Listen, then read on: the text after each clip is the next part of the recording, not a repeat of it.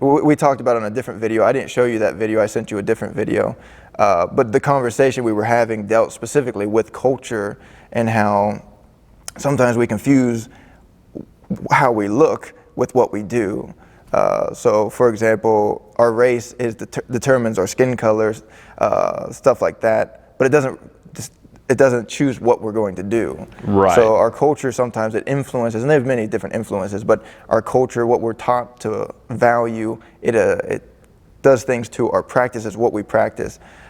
So people from Nigeria would often be very different from people from Southeast Asia because they have different cultures, not because their skin color. It's what if I got a tan? Am I going to change my or even practices? the Nigerians versus someone, a black person who grew up in Detroit. Yeah. Completely different backgrounds, same skin color, but they have completely different life experiences and worldviews and cultures and everything. Absolutely, and I'll try and share that video with you. I should have done it before. But that was basically the idea was it's not always about race. Obviously there are racial issues, but a lot of times we judge someone based on their race when really it's more, not that we shouldn't judge people in general, but more about the things we're associating with our race are actually associated with culture. Yeah, exactly. So and their assumptions about culture are made based on race. Yeah, exactly. Because we see someone from a different skin color, and oftentimes culture is associated with race because let's say someone from Nigeria.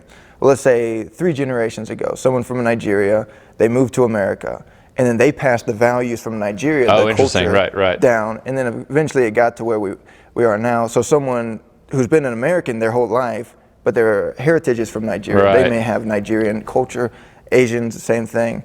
But it's just interesting to me to see how we've associated race with culture because culture is often passed down through verbally or through teachings, whereas race is passed down through genetics.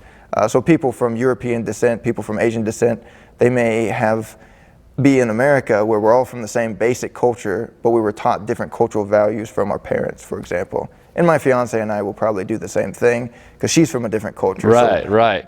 She'll have things that she's like, oh, this is how it's always done. And you'll be like, okay, I'm open to that, but I've never heard of it. Yeah, exactly. And some of the things I'm like, do we have to do that? Yeah. And she's very open too, so it's nice. I get my way a lot. No, kidding. But the point is, we're going to teach our kids her culture as well as my culture, and they'll have a little bit of a blend. And I think that's a beautiful thing. I think it's especially important with like language. And so I have ancestors that came over from Europe in the late 19th century, and at that time made a concerted effort to basically let the European languages die. And be like, really? It's like, nope, we speak English now, we're in America. And you even hear that sentiment sometimes today, but I think what's lost is, well, if nothing else, that's a marketable work skill. What if today I spoke German or Norwegian because my family had passed it on? That becomes valuable. It makes me more marketable as an employee. So same thing, if your kids speak Filipino, that gives them a leg up for international business, or if they're going to be going to education where that could come up. Exactly, and it's easier to teach them when they're younger. Absolutely, you're going to have a hard time, but the kids will just never know any different. I'm like, whatever she said. I heard something. She said not to listen to you, Dad. Yeah, well, don't listen to her. And I struggle with the language, and part of it is because I'm older now. I'm kind of set in my ways. It's tough. English is my language. And I've learned a little bit of Hebrew, a little bit of Greek, ancient Hebrew and ancient Greek, which isn't very applicable. Which doesn't even apply to, Yeah, so then I know a little bit of Tagalog, which is the Filipino language, but then she speaks a different dialect, so it's almost pointless. That's tricky. So I go to her island, and she's speaking a different dialect, and she's like, we don't even speak Tagalog here. I'm like, that makes, you're like, I've been learning online. Yeah, that island, you've been learning that island's language. And sometimes people of the same island don't even speak the same language. That's crazy. Yeah, Tagalog is the national language, so people are taught Tagalog, but they don't speak it on a daily basis. Okay, and I've had friends from South Africa who kind of talk about, well, especially if you're European from South Africa, you learn Afrikaans, which is kind of a derivation of Dutch, and then they also speak English fairly regularly, but then the tribal people also have their local language. So if you're from like a South African tribe, you might grow up learning your tribal language, Afrikaans, and English, and you're trilingual at age 8. Yeah. And it's just fascinating. Yeah, I was in Israel, and I met this girl. She was like 7 or 8 years old, and she could speak Hebrew, English, German, and like, oh my goodness. Right. I speak one language. And she can speak them all very well. And I'm like, okay, your mom's German, that makes sense. Your dad's Israeli, that makes sense. You speak Hebrew. why do you speak English so well? I think because it's just it's easy to learn, and it is so useful for them. Where we just kind of, and that's honestly why I think we don't learn languages in the United States, is because we kind of don't have to, in a way I'm almost kind of embarrassed about it, and it's just like, yeah, and of course, people talk about, American exceptionalism linked to that. I mean, a lot of that even goes back to the British Empire kind of set that up, and we were just able to help continue it. If it wasn't for the British Empire predating the American one, I don't think, yeah, exactly. They spread English all over the world, and then America comes through and it's like, oh, hey, thanks. Yeah, and it's very easy to justify going to another country and not learning the language. And I try to learn languages, but like going to the Philippines to learn Tagalog, finding out there's dozens and thousands of different languages there, and I'm like, what's the point? You all speak English. Right. Is that even a good use of your time? Yeah, exactly. And usually if I go to another country, I'll be there for a couple months. I think I was in Cambodia for 2 weeks, and I learned one word, and I couldn't say it right. I tried to say thank you, and it's akon, and they're like, aircon? Like, akon. Like, you want the air conditioning? Like, akon. I just gave up on Khmer. It's apparently a very difficult language.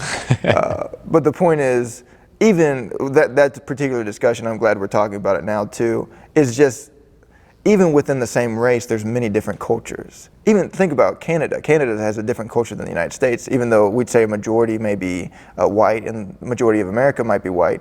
But then you go to Canada and you find there's different cultures in Canada, like right, Quebec or even different French. terms that we don't even know what they're talking about. Oh yeah. I have no idea. Sometimes I'll talk to them, I'm like, I don't know what you're saying. But even in Quebec, it's French-speaking Quebec, and you're like, what? Right. Why is the national language like English in Canada, but then there's just this city, Quebec, that speaks French? And like, right. Well, it's the whole. The French. Quebec's the province. Montreal's the main city. But yeah, the whole province is just basically because the French owned it longer. However that works back in the day. Yeah, exactly.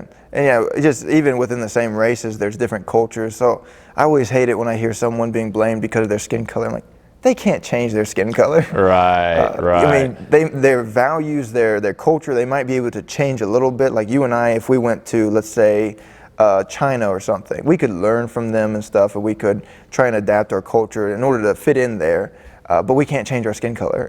Well, when I went to Europe 10 years ago, and we kind of started south and more in like Spain and Italy, and then kind of ended up more in like Amsterdam and Germany, and I felt way more self-conscious and out of place when I was in Spain and Italy, and even like, the scam artist type people, you were a target when you were in Spain and Italy, and then all of a sudden I'm in Berlin and no one notices me anymore. Yeah, because the same skin color. Right, probably. Right. And so it's interesting. Yeah, exactly. And I've gone to Israel, which they tend to have a little darker skin, so I stood out a little bit there. I have a very white skin. Well, blonde hair is actually pretty rare worldwide. I point to my bald head that used to be blonde, but yours still is currently blonde. But every time I've gone to Asia, which I guess Israel will be kind of Middle East, which is kind of Asia, so I guess that's Asian. But when I go to like the Philippines, I definitely stand out.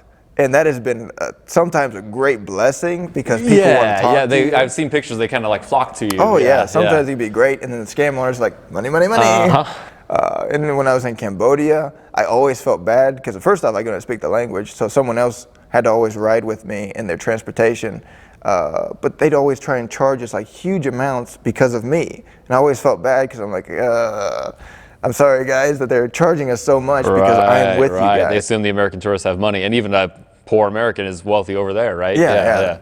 And I try to explain it to people. I'm like, yeah, it may be that $20 in America may be a lot there, but $20 in America is not a lot here. So like I can't afford much in America. So your bills here might be $100 a month, but my bills there might be thousands of dollars a month. So it's a huge difference. But yeah, our money is worth more there, and people do live in more poverty. I think Cambodia and Philippines are third world countries, I think. Yeah, and that's a term I've never actually understood completely how they make that distinction. We kind of just understand that third world means poorer, but I don't know I don't know if there's some body that decides. And where's the second world? Yeah, it's a good point. We gotta go been find to a that. second world. Yeah.